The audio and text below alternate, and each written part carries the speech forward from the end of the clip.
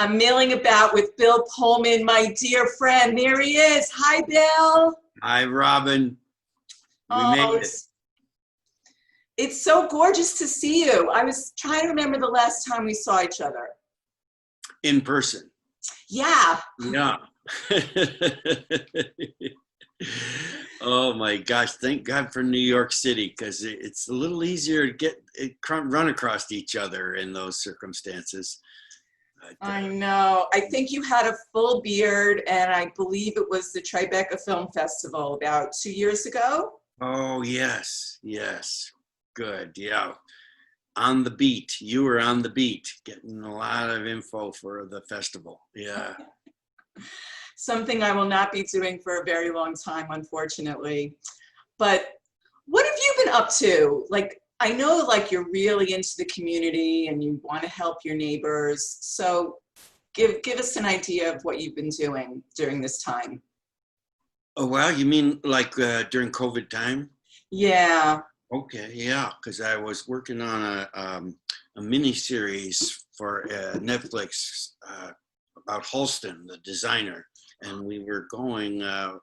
We were like an episode and a half into it when on March 13th, Friday the 13th, they closed us down, and so it's been since then. I came back to LA, and so I've been in Los Angeles and been able to sequester here with my family and get a lot of things have been focused inward during this time and getting a lot of attention on. I have an interest in agriculture, as you know, and I have my orchard here, and I'm involved with the community on a couple different levels. One is with the Hollywood Orchard, which is an important thing for our community, where we glean fruit from trees that aren't being picked, and then we usually donate most of it to food banks, and then we have a pop-up kitchen in our cul-de-sac where we make things with neighbors. So that has been on hold, but there's a lot of activities that can be done in small groups, like tending some of the trees.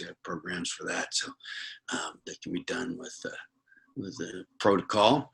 And then other things that have been the passion. I've been working on with a group of people, documentary about antibiotic resistance with these scientists from George Washington University, and Oh, you're digging deep, Bill. Yeah, that's a cause kind of coming out of my family's all in medicine, and right. I got roped into it by my brother. Not roped into it. I got my brother. Was concerned. He's an infectious disease specialist, and so it started this thing about 3 years ago with a couple of them, but this one, Lance Price out of George Washington, really wanted to get this started. So we're developed it, and now we're in very good possibility of something happening through WIDA at PBS.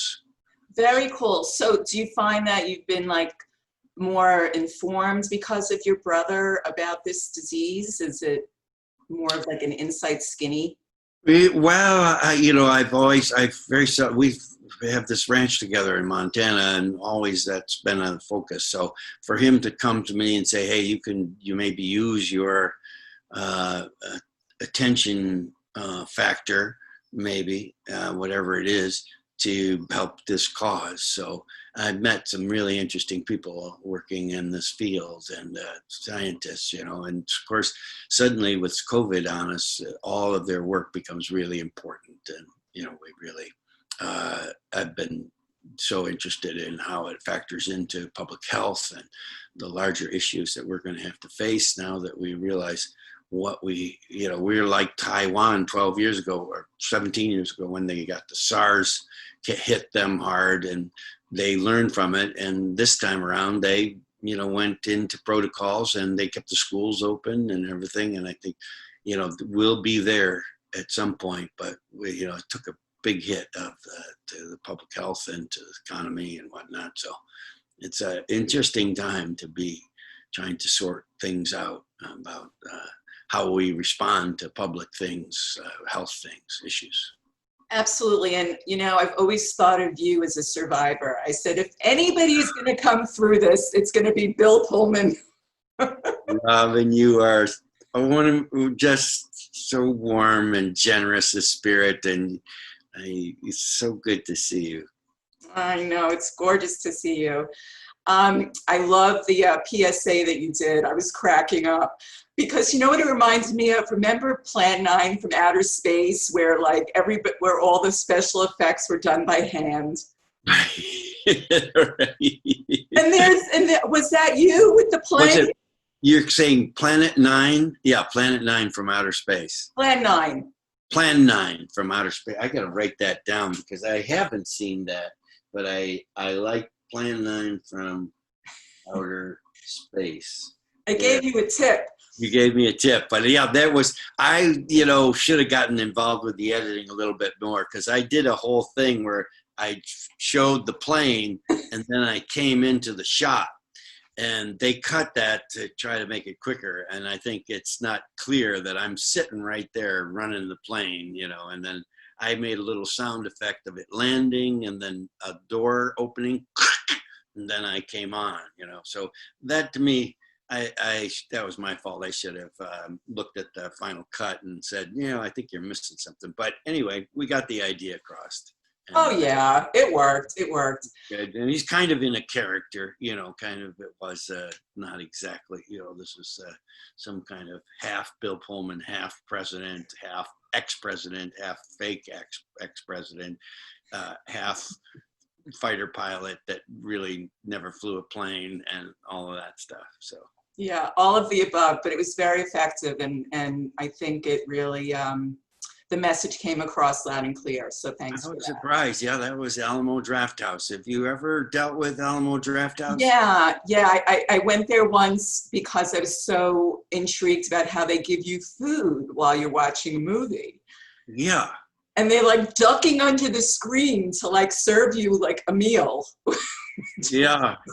Well, it's part of their larger goal of making movies into events, and they're really started it in Austin, Texas, and then they've expanded it to 43 different kind of little small multiplexes that focus on independent films and eccentric period films that are just filled with a lot of interactive things. I went there to Austin a couple times for a different Fantastic Fest and whatnot, but they'll do things like have everybody get what did they do with Star? With Spaceballs, they had lightsabers, and at certain points, dialogue would come on, and it would be subtitled because the lines are so classic. Everybody wants to say, what are you doing? We're combing the desert, and they got so they're very ingenious, and the friends there are helping me with a project in Montana to show movie outside, a COVID related thing. And then he said, can you do this? Would you be up for doing this? We kind of feel like it would be a good opportunity to do a PSA. So what's the movie that you want to you're talking about, like a drive-in theater kind of experience? Well, I just the ranch is near a small little town called Whitehall, Montana, and it had a fire to a block of buildings about 12 years ago, and it was just weeds, and we've turned it into a park, a little pocket park. And the idea is right next to the Star Theater, which is it's almost like Last Picture Show. It's a small theater that is the only life of the town, really, and at night, that really draws people in, other than a few restaurants and that kind of thing, but it's the major one anyway. And so this idea of trying to, let people, they can't go into the theater, but they can maybe be outside and be socially distant and whatnot.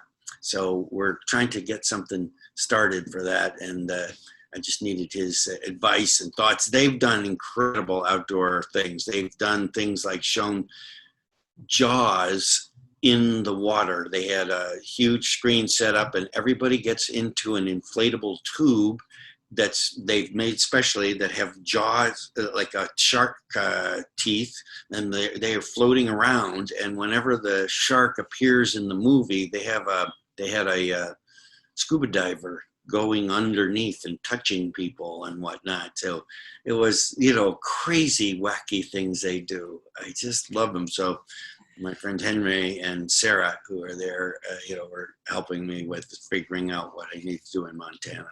I have a really good idea, and I'm still holding you to this because I know you invited me like 29 years ago to come to your ranch. But why don't you do like a little contest and then invite people for a day at Bill Pullman's ranch and then sort of tie it into the movie? Yes. And then I can come. Yes, it's a good idea to share everything, I like to share everything, and for a cause, we have to figure out a bunch of fundraisers, but that's a good fundraising idea. If they're interested, in Montana, everybody's kind of on their own ranch trying to do the same thing. So it's not so extraordinary to go out and change pipe with anybody, but it's there are some ways that it's a good way to have exchanges. Yeah. Have you ever been to Montana? I've forgotten. No, and I'm waiting for my invitation. Yeah.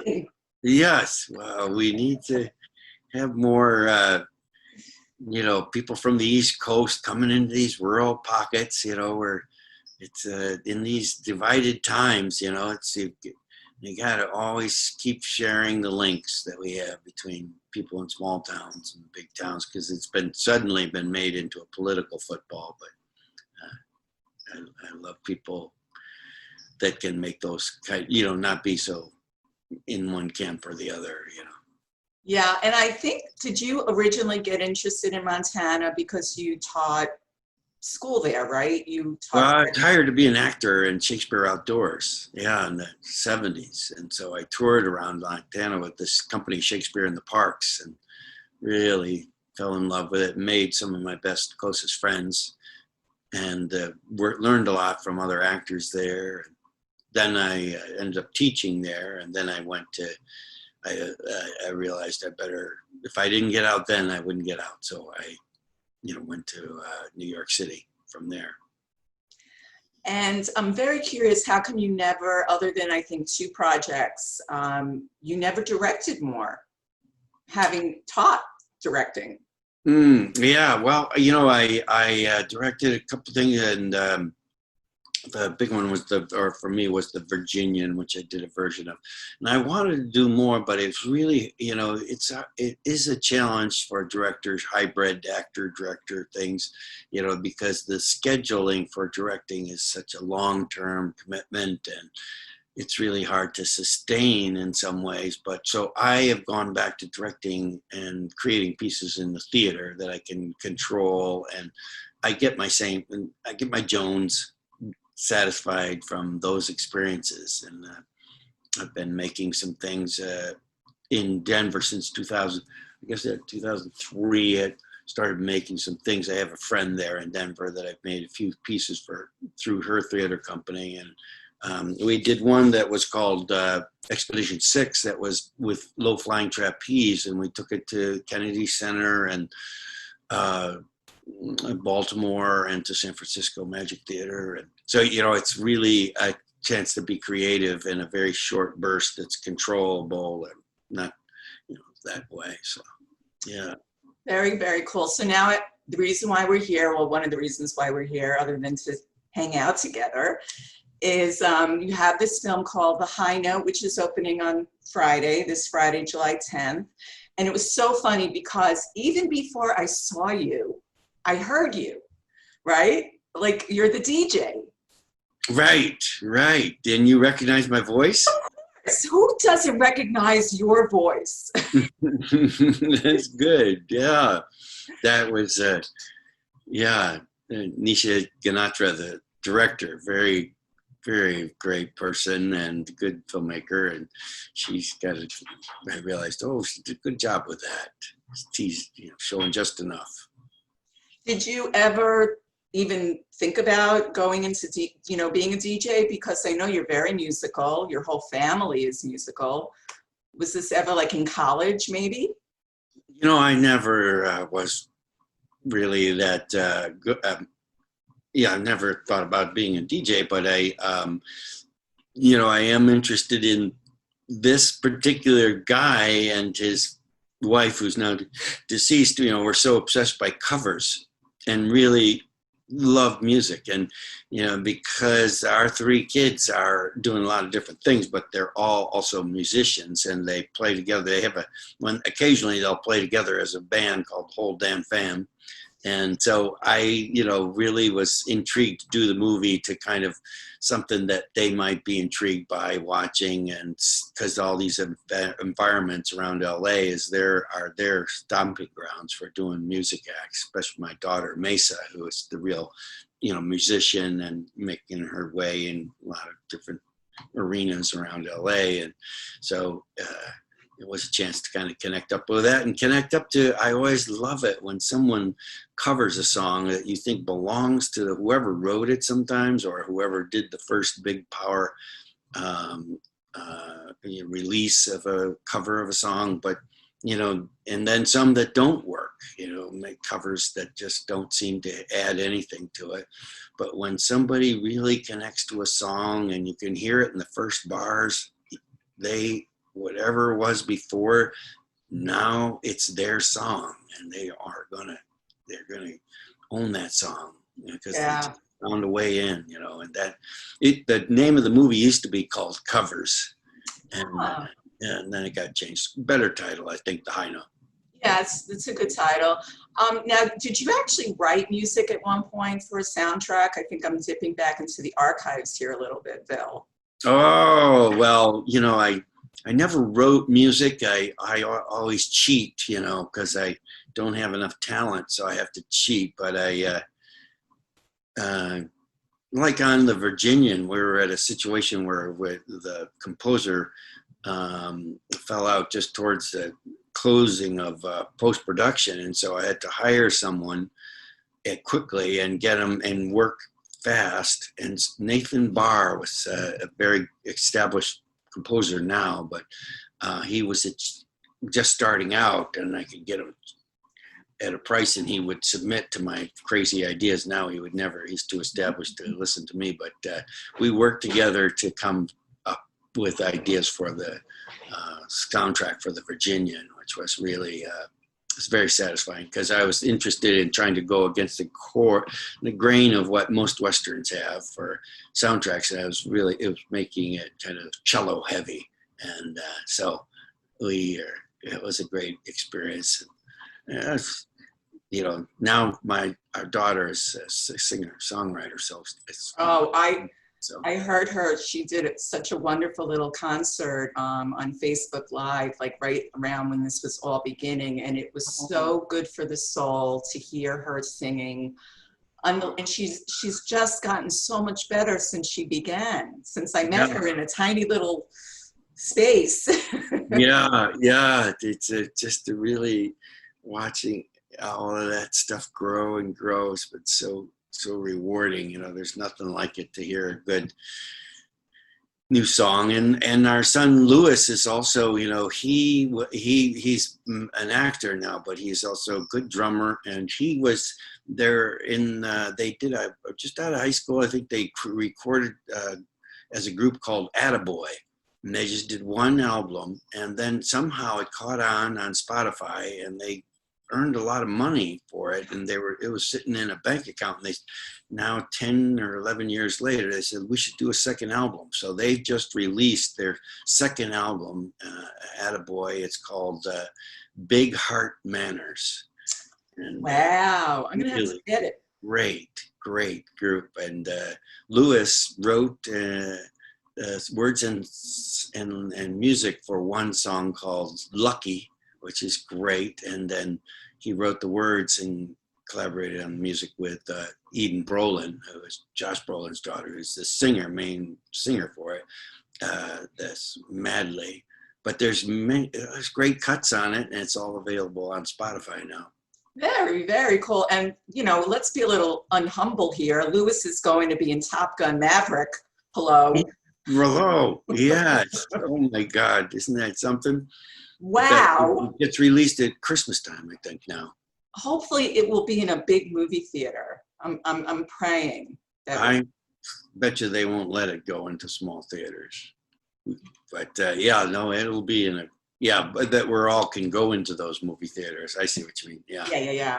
So did he actually work with Tom Terrific, as I like to call him? Yeah. Oh, yeah. You know, Tom was very involved with all the aspects of the shooting, and he was, you know, he's also a good cheerleader for everybody. It's in the cast, and so there, you know, there's a core of flyers, and you know, it's a, and then there's, you know, but I think Lewis has got an intriguing part, a good part. You know, where you he's got a unique character that he plays. So I'm really looking forward to see how it all comes together. And it's, you know, going to be built on, I think, some pretty dedicated ideas Tom has about how realistic to make it and doing things that hadn't been done before. They shot actually on A-18s that were flying, you know, the Navy worked in conjunction with the Navy. So, you know, Lewis was up there with, you know, all with systems go, trying to, you know, doing his acting, not trying, doing it, you know. It was great. This will be an interesting thing to see how it comes out. And he's been, yeah, been getting some other good work lined up for when things get back to production. Are you guys talking about working together again? No, no, good memory that we have. We did you know, where we're both in the Ballad of Lefty Brown, that Western, and Battle of the Sexes, where at separate parts, didn't have a scene together. But I think he's kind of needs to have his own game, and, you know, we'll find a time, the right time. See you, Dad. I'm doing my own thing now. Yeah, yeah. Well, he's got his own game for sure. It's good to see, you know. Yeah, yeah. Yeah. And there's one thing I've always been dying to ask you about, and then we're going to wrap up. I had no idea, but I always knew that you were talented and you could build things, but I didn't know that you restore barns.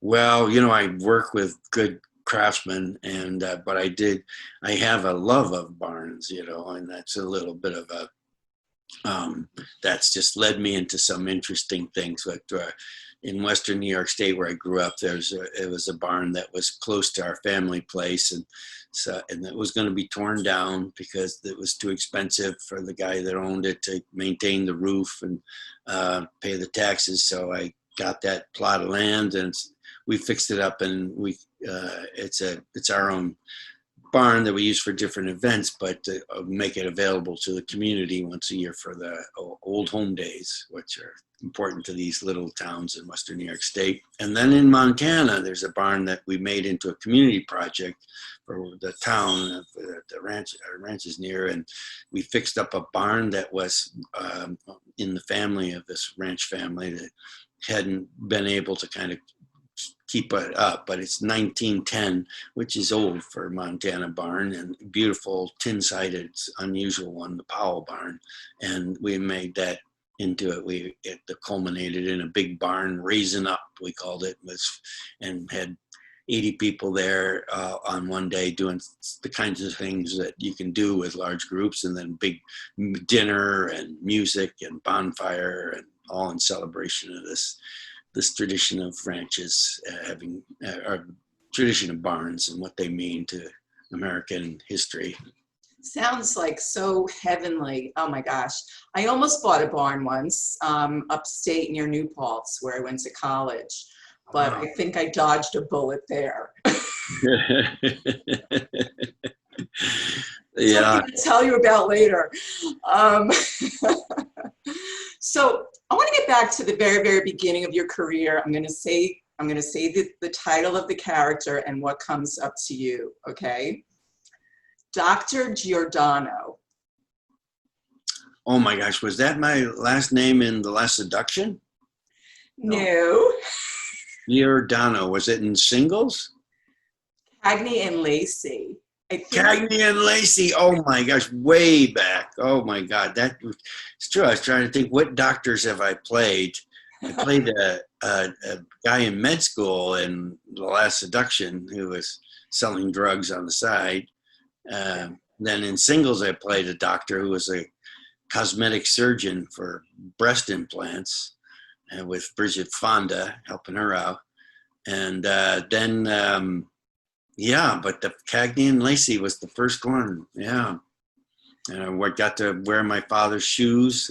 I had a real love of his, all the time he spent in his shoes doing medicine in a small town meant, being on call all the time and going to the hospital, and just the way his shoes worn over the years. I kept that pair, and then I said, I'll wear them.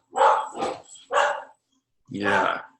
I love it. I love it. I said, there's going to be a dog in the background or somebody barking at some point. There it is. That's Mona. Yeah, she's a good wild beast, She's a stock dog from Montana, so she's good about guarding things and herding things. Gorgeous, gorgeous. Well, Bill, always wonderful to see you. And Great. Thank you so much for doing what you do and being you. What else can I say?